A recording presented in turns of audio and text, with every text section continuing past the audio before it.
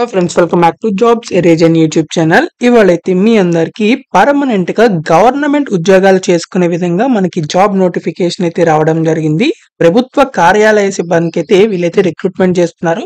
50,000 వరకు starting salary అయితే ఉండడం జరుగుతుంది.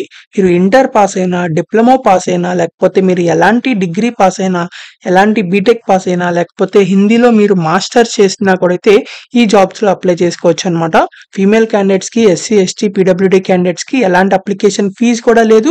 సో 18 ఇయర్స్ నుంచి 30 ఇయర్స్ వరకు ఎవరైనా సరే అప్లై చేయొచ్చు. So male and female candidates Andhra Telangana నుంచి ఎవరైనా సరే అప్లై చేయొచ్చు అనమాట. ఇండియన్ సిటిజన్స్ అందరూ అప్లై చేయొచ్చు. సో ఎవరైతే పర్మనెంట్ గవర్నమెంట్ జాబ్ చేద్దాం అనుకుంటున్నారో వాళ్ళందరూ తప్పకుండా వీడియోని చివరి దాకా చూసి వెంటనే అయితే ఆన్లైన్ లో అప్లై చేయండి. ఎలా అప్లై చేయాలో కూడా అయితే చెప్పడం జరుగుతుంది కాబట్టి చివరి దాకా చూడండి. అండ్ మీరు కనుక మన ఛానల్ ని ఫస్ట్ టైం చూస్తున్నట్లయితే ఖచ్చితంగా సబ్స్క్రైబ్ చేసుకోండి. ఎందుకంటే ఇలాంటి డైలీ జాబ్ అప్డేట్స్ అనేవి మన ఛానల్లో అయితే రావడం జరుగుతాయి. అండ్ మన టెలిగ్రామ్ గ్రూప్ లో కూడా అయితే కంపల్సరీగా జాయిన్ అవ్వండి for more job updates. So దాని లింక్ అనేది కామెంట్ బాక్స్ లో అయితే ఉంటుంది. మీరు అది క్లిక్ చేసి వెంటనే అయితే టెలిగ్రామ్ గ్రూప్ లో జాయిన్ అవ్వండి. So let's get in to the video.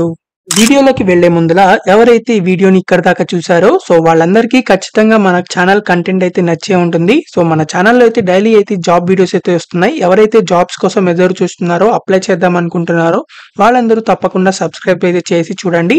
So మన ఛానల్ వ్యూవర్స్ అందరూ 92% మెంబర్స్ సబ్స్క్రైబ్ చేయకుండా అయితే చూస్తున్నారు. సో ఒకవేళ సబ్స్క్రైబ్ చేయకపోతే ఖచ్చితంగా సబ్స్క్రైబ్ క్లిక్ చేయండి. సో మనమైతే ఇప్పుడు మన వీడియోలోకి వెళ్ళిపోదాం. మనందరికీ అయితే కేంద్ర ప్రభుత్వానికి సంబంధించిన సిఎస్ఐఆర్ సంస్థ కింద పనిచేసే central salt and marine chemical research institute నుంచి అయితే మనకి లేటెస్ట్ జాబ్ నోటిఫికేషన్ వచ్చింది. సో అసిస్టెంట్ ఉద్యోగాలకైతే వీళ్ళు డైరెక్ట్ రిక్రూట్మెంట్ చేస్తున్నారు. అప్లికేషన్ అనేది నోటిఫికేషన్ మనకి 6th మార్చ్ అయితే రావడం జరిగింది.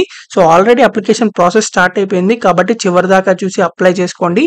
అండ్ లాస్ట్ డేట్ అయితే 31st మార్చ్ లోపలైతే మీరు అప్లై చేయాలి. లాస్ట్ డేట్ దాకా వెయిట్ చేయమాకండి.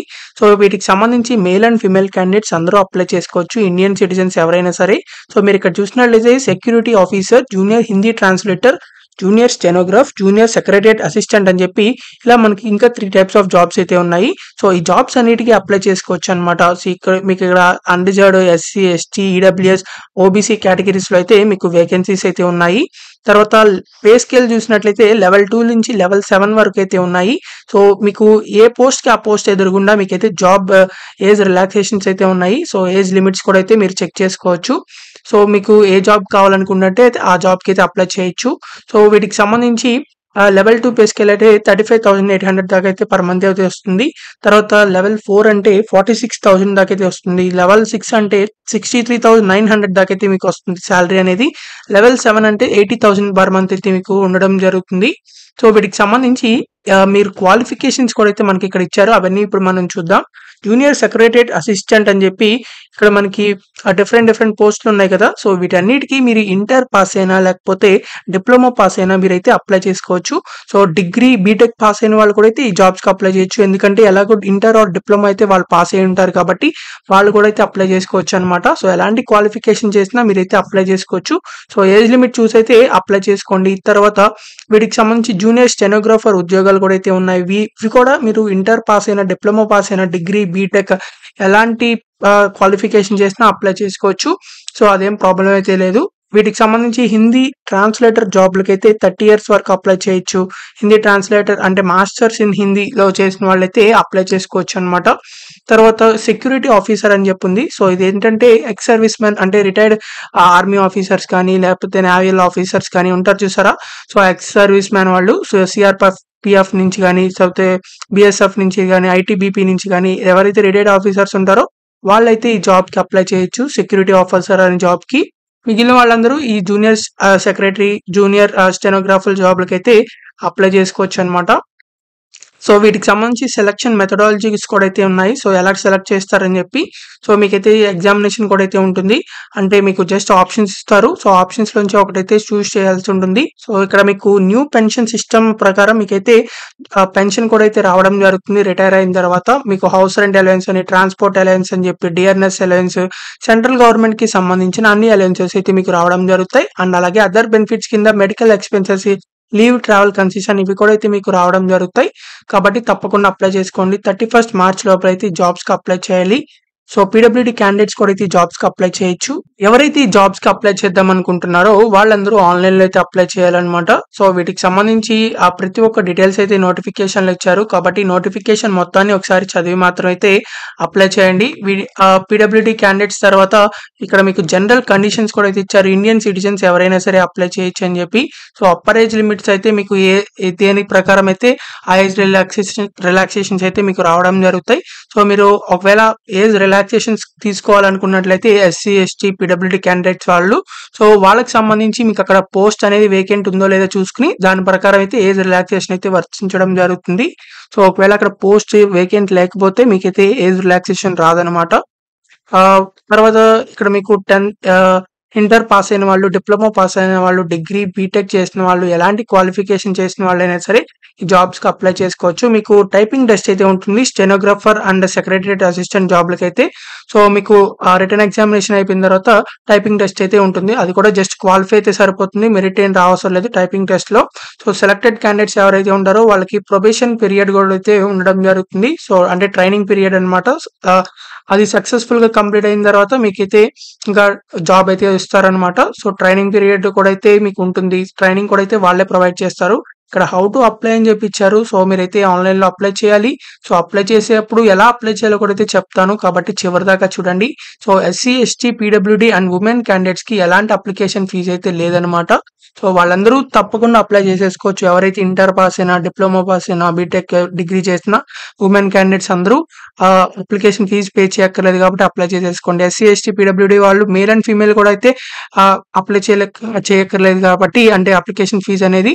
సో వాళ్ళు కూడా అప్లై చేసుకోండి. ఎవరైతే అప్లికేషన్ ఫీజు పే చేయాల్సిన వాళ్ళు ఎవరైతే ఉంటారో వాళ్ళు 500 రూపీస్ అప్లికేషన్ ఫీజు పే చేయాల్సి అనమాట. సో వీళ్ళైతే ఎవరైతే సీరియస్ గా ప్రిపేర్ అవుతున్నారో, ఖచ్చితంగా జాబ్ కావాలనుకుంటున్నారో, పర్మనెంట్ గవర్నమెంట్ జాబ్ చేద్దాం అనుకుంటున్నారో వాళ్ళు కూడా అయితే అప్లై చేసుకోవచ్చు 500 రూపీస్ పే చేసి. సో ఇది కూడా ఆన్లైన్ లో అయితే మీరు అప్లై చేసేటప్పుడు మీరైతే అప్లికేషన్ ఫీజు అయితే పే చేయాల్సిన వాళ్ళు, ఫీజు పే చేయాల్సిన వాళ్ళు, మిగిలిన వాళ్ళు అక్కర్లేదనమాట, డైరెక్ట్ గా అప్లై చేసేసుకోవచ్చు. ఆ తర్వాత మీకు సంబంధించిన డాక్యుమెంట్స్ అన్ని కూడా అయితే మీరు వాటికి ఒక పీడిఎఫ్ చేసేసి ఆ పీడిఎఫ్ ని డైరెక్ట్ గా అప్లోడ్ చేయాలి. ఎలా అప్లోడ్ చేయాలి అవి కూడా అయితే చూపిస్తాను, కాబట్టి చివరి దాకా చూడండి. వీటికి సంబంధించి ఇక్కడ మీకు సెలక్షన్ ఎలా చేస్తారు అని చెప్పి ప్రతి ఒక్క పోస్ట్ కి మీకైతే ఇక్కడ ఇచ్చారు. సో వీటికి సంబంధించి ఈ నోటిఫికేషన్ లో మీరైతే చెక్ చేసుకోవచ్చు. ఫర్ సపోజ్ ఇక్కడ జూనియర్ స్టెనోగ్రాఫర్ కి అయితే రిటర్న్ ఎగ్జామినేషన్ ఉంటుంది. 200 క్వశ్చన్స్ ఉంటాయి, 2 hours టైం ఉంటుంది. అలాగే ఇది అయిపోయిన తర్వాత మీకు టైపింగ్ టెస్ట్ అయితే ఉంటుంది. సో ఇలా అయితే మీకు ఇచ్చారు. కావాలనుకుంటే ఈ నోటిఫికేషన్ మొత్తాన్ని చెక్ చేసి అప్లై చేయండి. సో ఎవరైతే అప్లై చేయాలనుకుంటున్నారో అప్లై లింక్ అనేది మన వీడియో డిస్క్రిప్షన్ కామెంట్ బాక్స్ లో అయితే ఉంటుంది. మీరు అది క్లిక్ చేసినట్లయితే వీళ్ళకి సంబంధించిన అఫీషియల్ వెబ్సైట్ అయితే ఓపెన్ అవుతుంది అప్లై చేయడానికి. సో మనమైతే ఇప్పుడు అది చూద్దాం.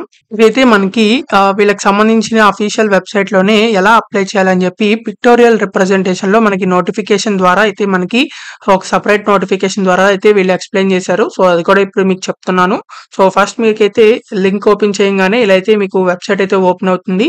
సో ఇక్కడ మీరైతే ఫస్ట్ రిజిస్ట్రేషన్ అయితే చేసుకోవాల్సి ఉంటుంది. ఇక్కడ రిజిస్టర్ బటన్ మీద క్లిక్ చేసినట్లయితే మీకు ఇలా రావడం జరుగుతుంది. మీ ఈమెయిల్ ఐడి ఎంటర్ చేసి తర్వాత పాస్వర్డ్ క్రియేట్ చేసుకోవాల్సి ఉంటుంది. పాస్వర్డ్ ఎంటర్ చేసి మళ్ళీ కన్ఫర్మ్ పాస్వర్డ్ మీద మళ్ళీ ఏదైతే పాస్వర్డ్ క్రియేట్ చేస్తున్నారో సో అదే ఎంటర్ చేసి రిజిస్టర్ మీద క్లిక్ చేయండి. రిజిస్టర్ మీద క్లిక్ చేసిన తర్వాత మీరైతే ఇక్కడ లాగిన్ అయితే అవ్వాల్సి ఉంటుంది. సో ఆల్రెడీ హ్యావ్ అకౌంట్ దగ్గర క్లిక్ చేసి, సో ఇందాక మీరు ఈమెయిల్ ఐడి ఇచ్చారు కదా, సో ఆ ఈమెయిల్ ఐడి ఎంటర్ చేసి పాస్వర్డ్ ఎంటర్ చేసి లాగిన్ అయితే అవ్వండి. సో ఇలా లాగిన్ అయిన తర్వాత మీకైతే ఇలా డీటెయిల్స్ అయితే ప్రైమరీ డీటెయిల్స్ అయితే ఎంటర్ చేయమని అడుగుతుంది. సో ఈ డీటెయిల్స్ అన్ని అయితే ఎంటర్ చేయాల్సి ఉంటుంది. మీ నేమ్, తర్వాత 10th క్లాస్ సర్టిఫికేట్ ఏదైతే ఉంటుందో అది, ఒకవేళ నేమ్ చేస్తే ఎస్ అని పెట్టి నేమ్ ఏం చేంజ్ చేశారో అది రాయండి. లేకపోతే నో అని పెట్టేసేయచ్చు. ఇక్కడ నేమ్ చేంజ్ చేయకపోతే ఇప్పటి వరకు.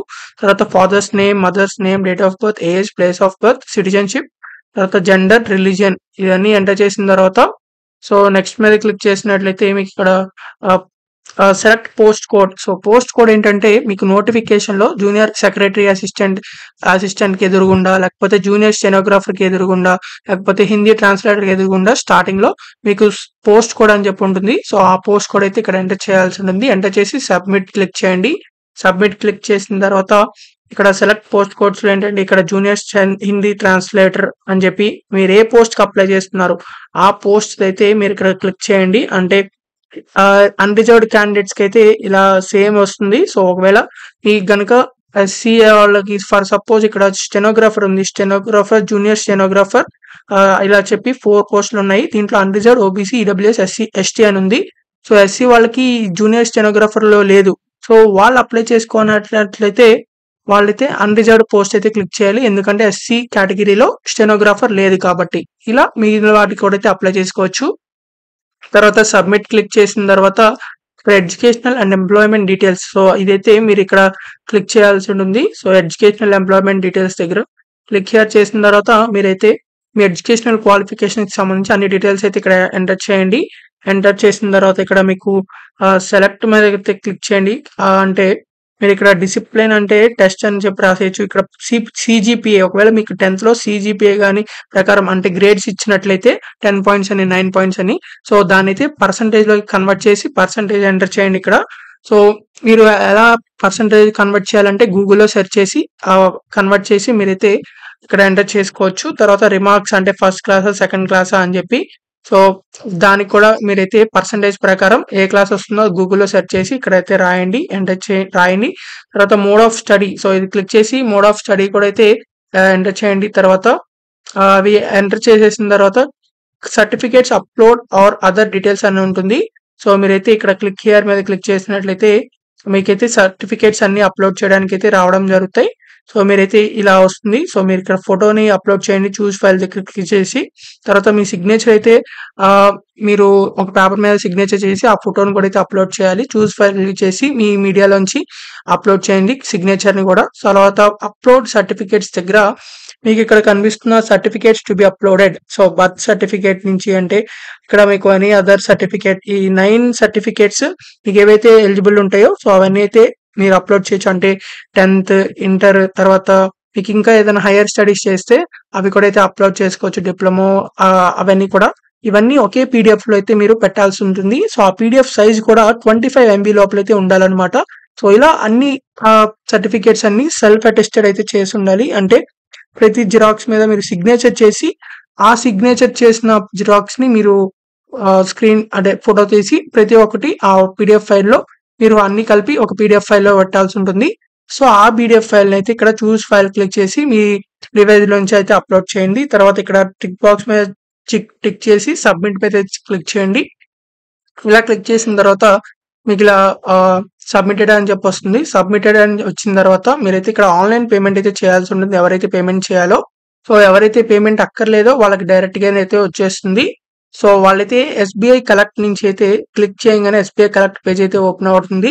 సో అది ఓపెన్ అయిన తర్వాత అక్కడ అప్లికేషన్ ఫీజ్ పే చేసిన తర్వాత అక్కడ UTR transaction number, transaction date, ఈ రెండు అయితే మీరు నోట్ చేసుకోవాల్సి ఉంటుంది, ఎందుకంటే అది కూడా ఆన్లైన్ లో అప్లై చేసేటప్పుడు అప్లోడ్ చేయాలి. సో ఆ పేమెంట్ రిసిప్ట్ కూడా అయితే మీరు డౌన్లోడ్ చేసుకోండి. సో డౌన్లోడ్ చేసుకున్న తర్వాత ఇక్కడ Aadhaar details and payment details అని ఉంటుంది. సో అది ఇక్కడ క్లిక్ చేసినట్లయితే మీకు ఇలా ఓపెన్ అవుతుంది. సో ఇక్కడ మీదైతే medium of typing test, so stenographer కి, సెక్యూరిటీ అంటే సెక్రటరీ అసిస్టెంట్ జాబ్లకి సో మీకు టైపింగ్ టెస్ట్ ఉంటుంది. సో మీరు ఏ మీడియంలో టైపింగ్ చేద్దాం అనుకుంటున్నారు సో అదైతే ఇక్కడ సెలెక్ట్ బాక్స్ లో అయితే సెలెక్ట్ చేయండి. అంటే ఇప్పుడు మీకు సెలెక్ట్ బాక్స్ లో సెలెక్ట్ చేసినట్లయితే మీకు ఇంగ్లీష్ లాంగ్వేజా హిందీనా అని చెప్పి అడుగుతుంది. సో ఇంగ్లీష్ అని పెట్టుకోండి. అంటే టైపింగ్ టెస్ట్ ఇంగ్లీష్ లో చేయాలన్నమాట అప్పుడు. సో ట్రాన్సాక్షన్, ఇందాక ట్రాన్సాక్షన్ చేశారు కదా అప్లికేషన్ పే చేసిన వాళ్ళు, ఫీజు పే చేసిన వాళ్ళు. సో ఇక్కడ యూటీఆర్ నెంబర్, తర్వాత ట్రాన్సాక్షన్ డేట్ ఎంటర్ చేసి తర్వాత చూస్ file, so upload payment receipt download చేశారు కదా, సో ఆ రిసిప్ట్ ఇక్కడ ఎంటర్ చేయండి అంటే అప్లోడ్ చేయండి. తర్వాత ఈ టిక్ బాక్స్ మీద టిక్ చేసి సబ్మిట్ క్లిక్ చేయండి. ఇలా అయితే సబ్మిట్ చేయొచ్చు. సో ఎవరైతే అప్లికేషన్ ఫీజు పే చేయక్కర్లేదో వాళ్ళు డైరెక్ట్ గా అయితే చేసేయచ్చు అనమాట సబ్మిషన్ అనేది. సో ఇలా అయితే మీరు ఈ జాబ్స్ కి అప్లై చేసుకోవచ్చు. సో ఇక్కడ ప్రింట్ ఆర్ రివ్యూ అని ఉంటుంది. సో ఇది క్లిక్ చేసి మీ అప్లికేషన్ ఫామ్ ని ప్రింట్ అయితే చేసుకోవచ్చు అనమాట. సో ఇలా అయితే మీకు వస్తుంది డీటెయిల్స్ అన్ని కూడా. సో ఎక్స్పీరియన్స్ డీటెయిల్స్ దగ్గర మీరు 0 పెట్టేసేయచ్చు, ఎక్స్పీరియన్స్ లేదు కాబట్టి. తర్వాత ఇక్కడ ఇందాక చెప్పినట్టుగా మీడియం ఆఫ్ టైపింగ్ టెస్ట్ అని చెప్పి ఇంగ్లీష్ అంటుంది కదా, సో ఇలా అయితే వస్తుంది మీకు. ఇదైతే ప్రింట్ అయితే చేసేసుకోవచ్చు. ఇలా ఆన్లైన్ లో ఈజీగా అయితే అప్లికేషన్ అనేది పెట్టుకోవచ్చు అనమాట. సో ఎవరైతే అప్లికేషన్ చేయాలనుకుంటున్నారో వాళ్ళందరూ తప్పకుండా ఇలా అయితే ఆన్లైన్ లో వెంటనే అయితే అప్లై చేసుకోండి. లాస్ట్ డేట్ దాకా వెయిట్ చేయమాకండి. ఒకవేళ ఏదైనా ప్రాబ్లమ్ వచ్చినట్లయితే టెక్నికల్ ప్రాబ్లమ్ అది అప్పుడు చాలా బిజీ అయితే ఉంటుంది. కాబట్టి ముందలగానే అప్లై చేసుకోండి. ఎస్సీ, ఎస్టీ, పీడబ్ల్యూడీ ఉమెన్ క్యాండిడేట్స్‌కి ఎలాంటి అప్లికేషన్ ఫీజ్ లేదు కాబట్టి వాళ్ళందరూ తప్పకుండా అప్లై చేసుకోండి. మీకు ఇంకా ఎలాంటి డౌట్స్ ఉన్నా సరే కామెంట్ బాక్స్‌లో కామెంట్ చేయండి. ఖచ్చితంగా రిప్లై అయితే ఇవ్వడం జరుగుతుంది. అండ్ ఈ వీడియోని మీ ఫ్రెండ్స్ అందరి గ్రూప్స్‌కి షేర్ చేయండి. అండ్ రిలేటివ్స్ గ్రూప్స్ కూడా వాళ్ళకైతే యూజ్ అవ్వడం జరుగుతుంది. మీకు ఇంకా ఎలాంటి జాబ్స్ కావాలో అది కూడా కామెంట్ చేయండి. ఆ జాబ్ వీడియోస్ అయితే చేయడం జరుగుతాయి. అండ్ మన టెలిగ్రామ్ గ్రూప్‌లో ఖచ్చితంగా జాయిన్ అవ్వండి ఫర్ మోర్ జాబ్ అప్డేట్స్. మీరు ఇంకా మన ఛానెల్‌ని సబ్స్క్రైబ్ బటన్ క్లిక్ చేయకపోతే ఖచ్చితంగా సబ్స్క్రైబ్ బటన్ క్లిక్ చేయండి for daily job updates. So thank you for watching this video. Thank you.